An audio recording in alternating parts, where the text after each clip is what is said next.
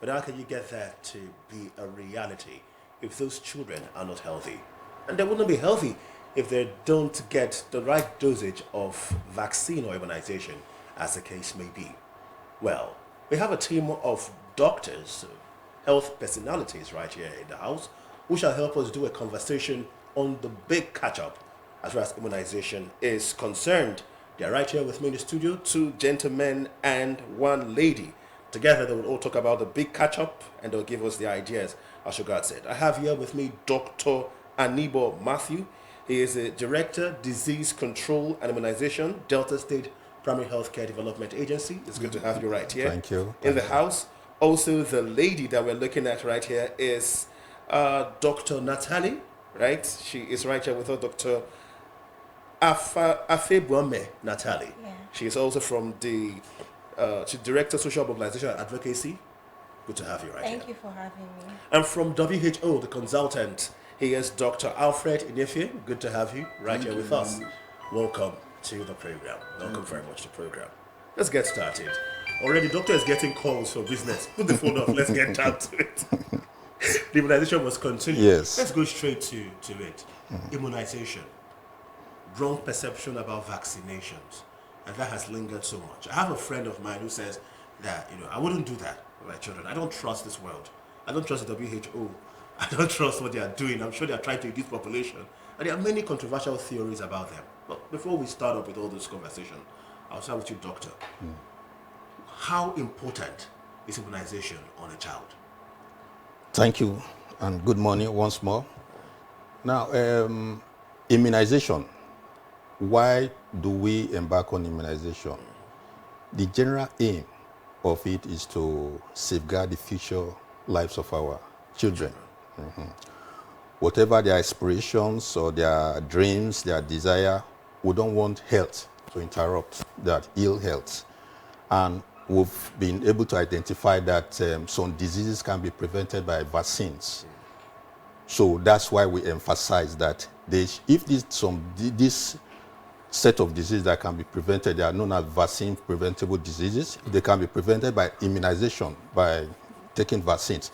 Then let's give it. So that's why we emphasize because these are preventive measures. Yes, so that's why we emphasize. All right. Now, Dr. Natalie, there are some parents that bother rumors that children can get immunized and develop autism. I've heard that one recently. Can you address that kind of myth? Okay, so like you said, it's just a myth. There's no scientific backing that says that immunizing a child will make the child come down with autism. And there's even a more popular one. People would say that immunizing a child will make them to probably be sterile, not be able to have children. Yes. That's the commonest complaint that we get. Those are just unfounded stories that people just perpetrate to destroy the efforts of the government to safeguard the lives of our children. So we're here today as health professionals trying to encourage the public and to let them know that vaccines are safe, they're effective, and they are readily available. So why not? Let's avail our children the opportunity to benefit from this life-saving intervention. Let's prevent vaccine-preventable diseases from affecting our children. So let's do away with all these wrong narratives. Vaccines are actually safe. They're actually safe. Yes. Our WHO consultant, how far so far Nigeria, vis-a-vis Delta State in particular, what's the level of compliance with immunization in Delta State? Is it satisfactory or should there be more? Well, thank you for that question. For Delta State, I would say that definitely we will need to do more. More? Yes. Okay. And because if you look at our routine immunization performance, we are still below expectation. And we still have people who are dropping out from the schedule of immunization. So that gives worry. It's not just only Delta State, the whole country, Nigeria per se. But since we're in Delta and we are talking about Delta, we just want to stick to Delta. We have a low coverage when it comes to immunization. So, and we match it with population, with the age of children that needs this vaccine. So we are not up to where we expected to be, but though we are not where we started from. Okay. So we are doing at least progress, but we need to do more as times is going. All right. Dr. Natali, how's the relationship like WHO and the Delta State primary healthcare? How's it going? Okay, it's been a very beautiful relationship. They're actually our UN, United Nations partner, who have come to help us financially, in terms of logistics, to make sure that we attain our goal, make sure that all our children are immunized, and they also support in other health activities as well, not just immunization. But for today, we're talking about immunization. So they've been a big and a solid support for us at the Primary Healthcare Development Agency. Okay. Yes. All right. Doctor, your movement so far, how have you been trying to really ensure there's a big catch-up among schools, religious bodies, and the rest of them? Yes. What we've done so far is to engage the relevant bodies. There are stakeholders involved in immunization, like the education sector. We've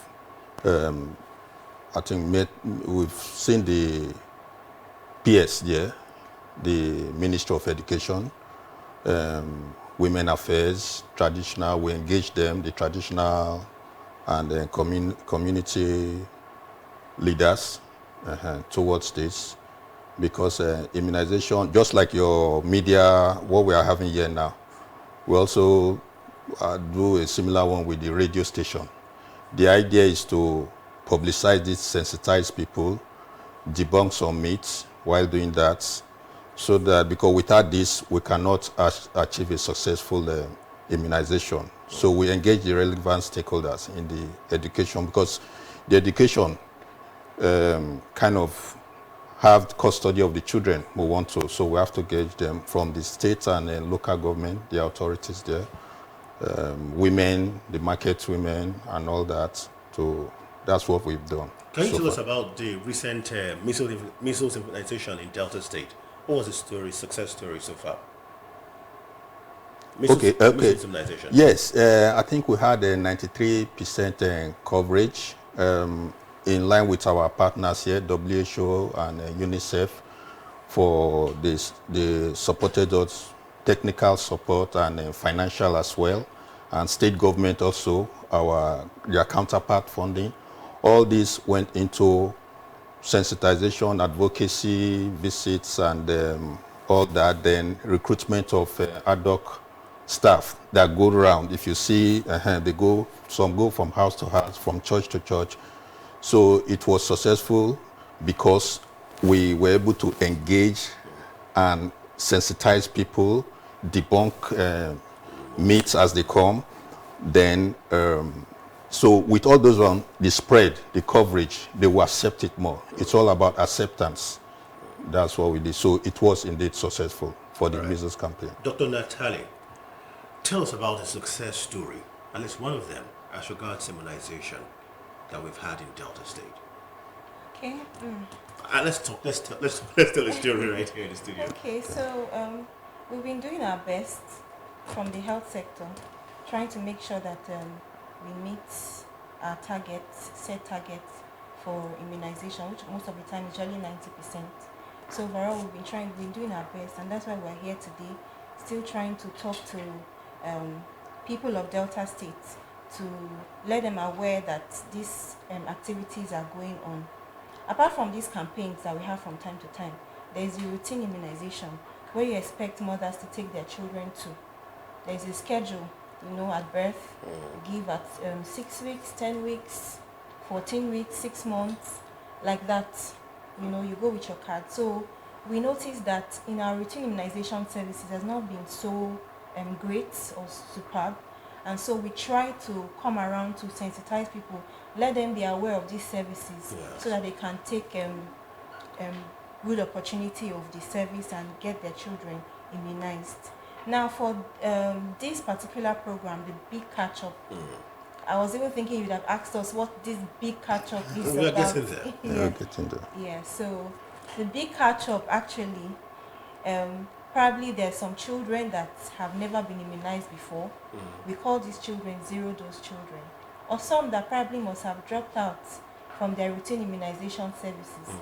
The aim of this big catch-up, we want to catch these children. Now, routinely, we immunize children from birth up until 2 years, but now we're extending it up until 59 months because it's possible that these children are no longer eligible to be for vaccination. You won't take a 3-year-old child to the health center to be vaccinated ideally. But now we're extending that time. We're saying that we're going to look for all those children. We're going to fish them out. Those children that are even up close to 5 years, which is 59 months, we're going to get them. And if they've not been vaccinated or if they dropped out, we're going to get them immunized against vaccine preventable diseases. That's the idea of the big catch-up. Is there a particular age where children get to that the immunization will not work anymore? Or can it work forever for the rest of their lives?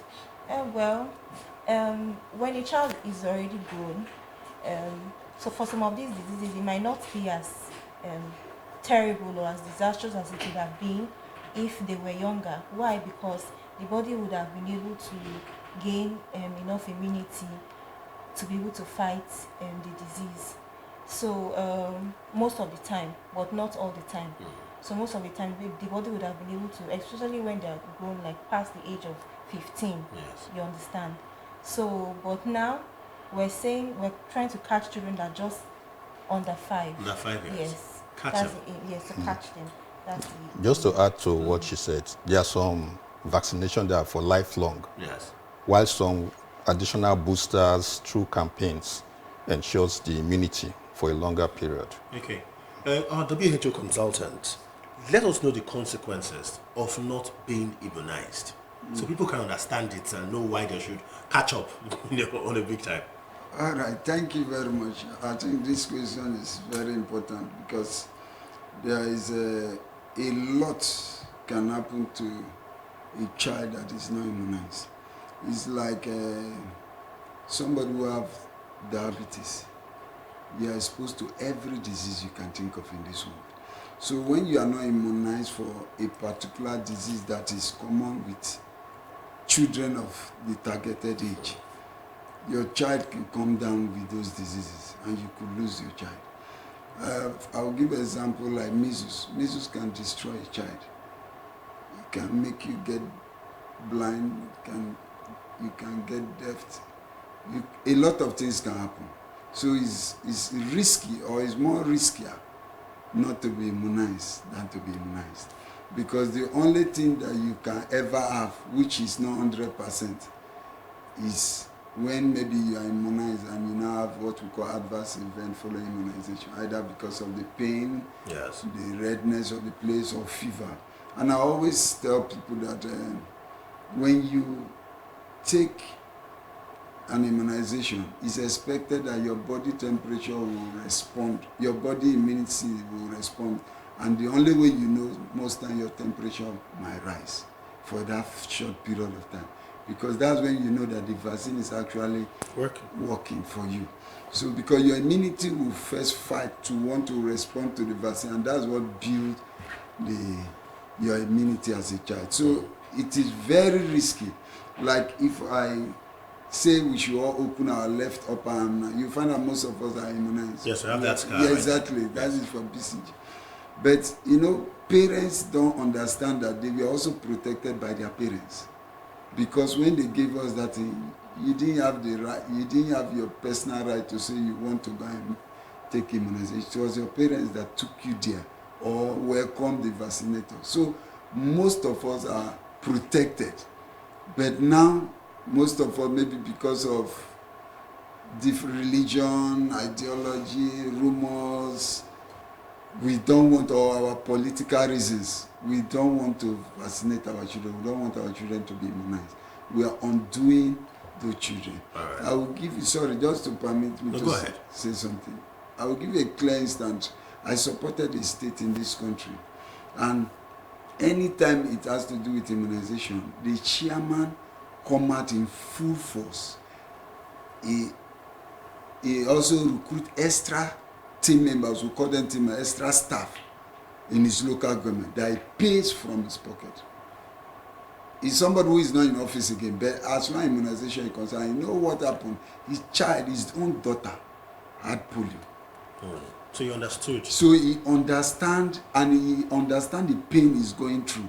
So he always said the story, and every time we call him immunization champion, because for every program he come out fully in his own local government. He was one time a chairman of the local government, and even when he has left office, he always support immunization activity in millions. What we are saying, millions from his own pocket. He get vehicle, he pay people, because he's feeling the pain that his daughter is on wheelchair, which she shouldn't have been. That's the consequence. Yeah, that's the consequence of not receiving, or your child not receiving. And if that child knows that he was aware of immunization and he denied that child, and now this is the outcome, the child will never forgive. Okay, doctors, if a child now develops some kind of complication after immunization, what should they do? Yes, that's factored in all our immunization activity. That aspect is factored in there. There's what we call adverse effect following immunization. Like you said, maybe there's redness, we have the serious and the non-serious redness and pain. The immunization team, they have readily available. What would the person go to? You know, because sometimes these guys, they go to schools, okay, and they immunize children. And after they are done, they return home, only for the mother to see the child having one symptom or the other. What should the mother or the father? Yes, there's a number they give them. In the school? Yes, the school teacher has. It's also in the card. They call, so we can tell them what to do. We can tell them, bring them to the nearest health center and all that. You know, if it's the serious one, yes, we'll know what to do. We'll call them. We even visit them to take them to general hospital. Okay. But because people are living in fear, doctor. Yes. Let's be very honest. People are afraid. Yes. There's warmongering all around society. People think that some people just come to your school to inject your children. Do you know where they're coming from? If they were sent, by terrorists to come and kill your children. How can people, teachers, parents identify actual people from your agency? Okay, that's why we work very closely with the Ministry of Education. Just about 2 weeks ago, we were with the Commissioner of Primary Education. So they are aware of all our campaigns and all our health programs. To do any activity in any school, you must get a go-ahead from the Ministry of Education. They give us a backup letter, and then we give this letter to our health workers who will be visiting these schools. Now you can easily identify the health workers. They have their aprons on. Okay. What's the apron like? Let's get it. Something like he's wearing now. Yes, they have that on, and then they go with all their tools and everything that they're going to use for the vaccination, the code boxes, and I'm a protective parent. That's why I'm saying. Yeah. So if you come knock on my door and I look at my son, I'll ask for the letter. Yes. What am I going to see on that letter? Let's get this one very clear, so our listener, our viewer can understand what to do. Okay, thank you. Please, let's know one factor. Just like she explained, the letter is from the agency, primary care agency, to both schools and the ministry who are responsible. So it always carries the letter heading signed by either the directors or the ED, the executive director, but it's signed by one of those category of people, the top people of the agency. So you see that letter written. And what we normally do is we go to the school before the immunization day. We give them the letter, prepare their mind, prepare the children and their parents' mind. Even if you're going door to door, house to house too, you do that? That's why we are in television, we are in radio, we announce all those things. Now, another thing we normally do is for those communities, we take the nearest health facility, which they are supposed to be familiar with those people. So those are the people attached to those communities to vaccinate those people. The ones that we move from house to house and others, they are familiar with those health, because when your child is sick, you go to the health center. When you need health care, you go to the health center. When you are pregnant, so you are familiar with those people. The primary healthcare center is like a queue. Yes. Okay, you are from the primary healthcare center. I know you somehow. Yes. But if I don't know you, I'll send you away. And most time we recruit people from the community too. For those people who do town announcement, crowd controlling, because sometimes we have those category of people. They are also members of that community. Thank you, doctors. Because let's get it clear. Now, there are things that you have mentioned that I'm comfortable with. First, the familiarity. Yeah. Perhaps I know you in the neighborhood all the while. Yes, You know, you've been clamoring for health and immunization. Perhaps I know you from the Primary Healthcare Development Agency right here in Delta State. And I've been to one of your centers. Like, oh, that's familiar. And I've heard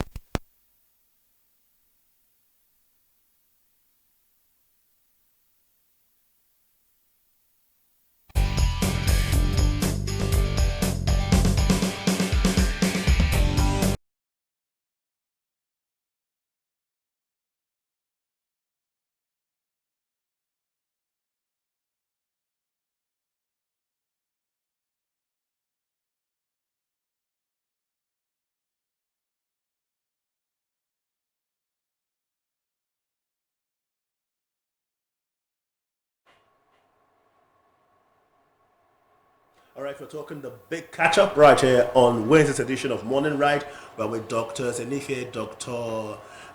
Matthew, as well as Dr. Natalie, talking about the big catch up, how we can know. And the last question I asked before we went to that little break was how to identify actual personalities or personnel from the Delta State Primary Healthcare Development Immunization team, how to know them.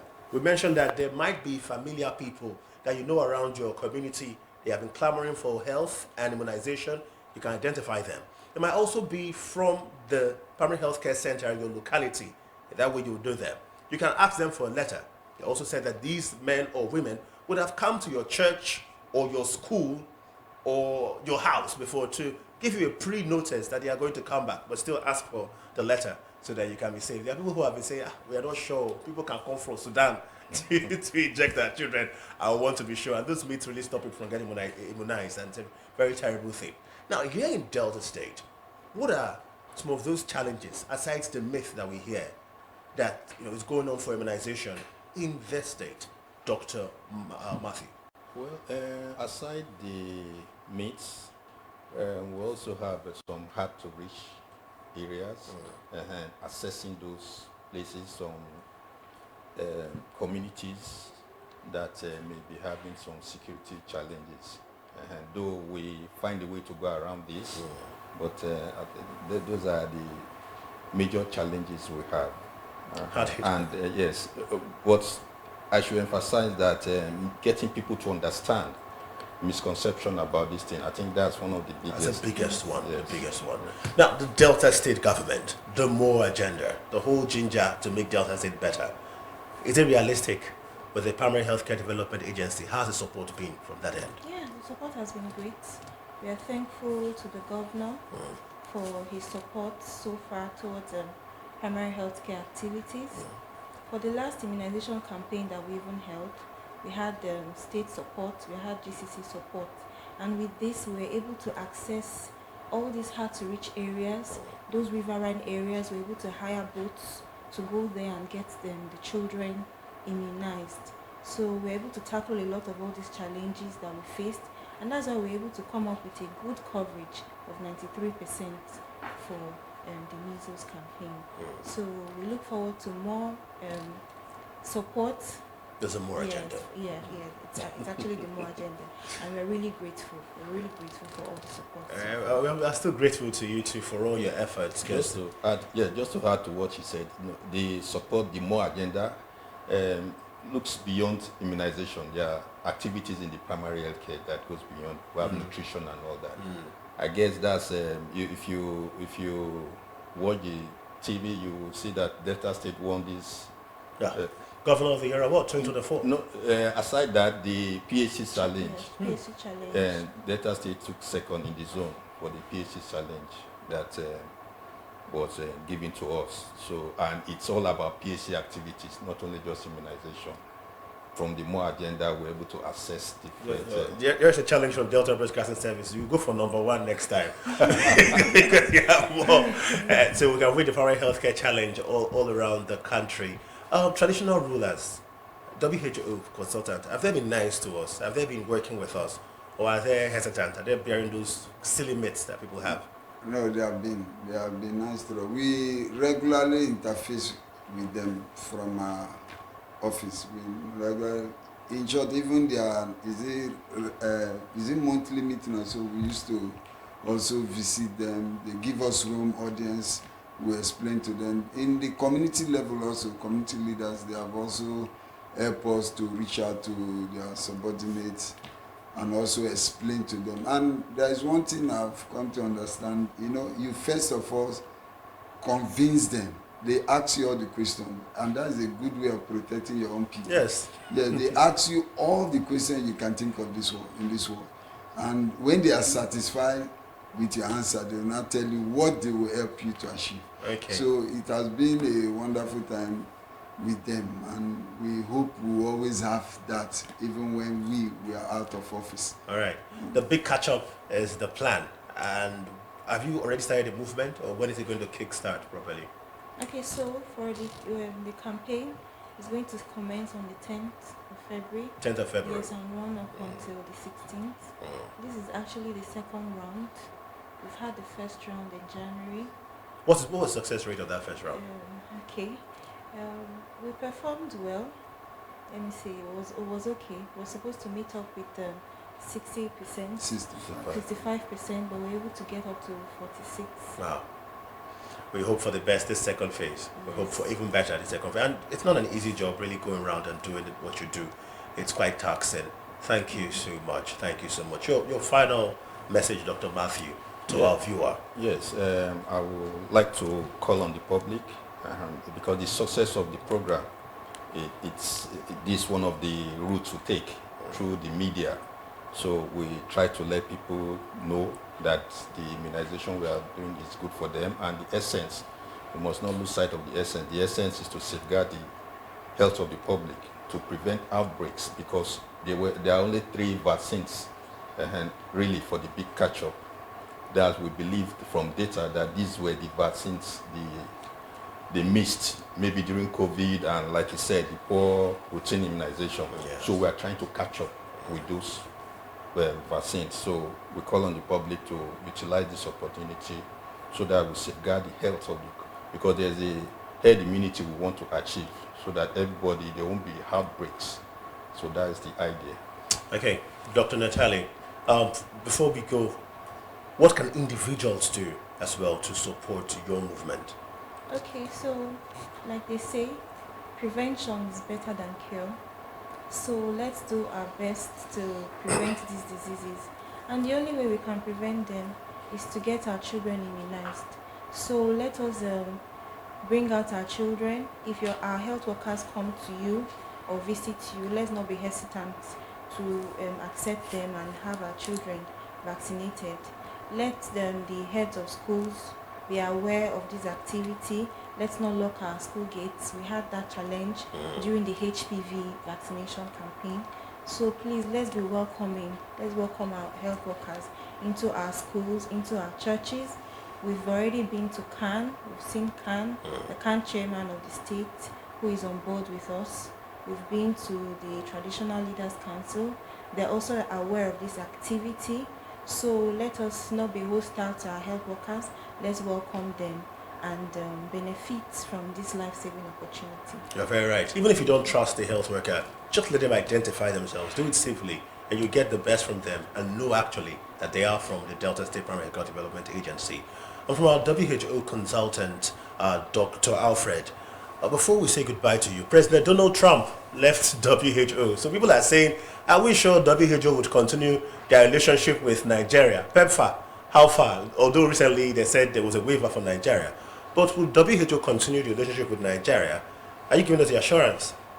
Well, it's not in my place to give that assurance because I do not represent the country as a WHO person. But the only thing as an individual I would say, WHO is not here for themselves. They are here for everybody. All right. So we are here to protect humanity, both in health and other social activities that will affect health. All right. So, and we are believing that there will be support from different places because WHO is not donor agency. They depends on everybody. And not just the United States. Yes, and not just the United States. Yes. Thank you so much, doctors. It's been a brilliant time talking to you. The big catch-up it is. If your child is not immunized, you are wrong. And you've got another opportunity come February 10. These gentlemen and ladies, just one of the women came today, shall be moving all around trying to ensure your children get vaccinated. This time they're going after children between 0 to 5. They will find them, they'll vaccinate them, and they'll keep them healthy for Delta State, for Nigeria, and for the world. Thank you so much for being part of the program. I think they're whispered, so I want to hear whatever was being whispered. Is there something else you want to drop before you say goodbye to us? Okay, yes. Okay. Yeah. What's that? The state, actually, the big catch-up is for 8 LGs. 8 local government areas. Yes, 8 local government areas. Then we are doing intensification, intensification and immunization for the remaining 17. So it's almost the same program, but it's the big catch-up is for 8 local government. The 8 LGS are Ugeli North, Ugeli South, Warri South, Isoko South, Burutu, Ndokwa West, and Sapele. Okay. Not for Oshombe South, it's not part of it yet. No. But don't worry, we'll get to us later on. Thank you so much, Dr. Anibal Matthew, Director, Disease Control and Immunization, Delta State Primary Healthcare Development Agency, and his colleague also from the agency, Dr. Natalie Fabwame, the Director, Social Mobilization and Advocacy. Thank you so much. And Dr. Enite Alfred from WHO. Thank you so much for being part of the program. It's been a privilege. Morning Ride continues. When we come back, Blessing and I shall say our goodbyes. Do stay with us.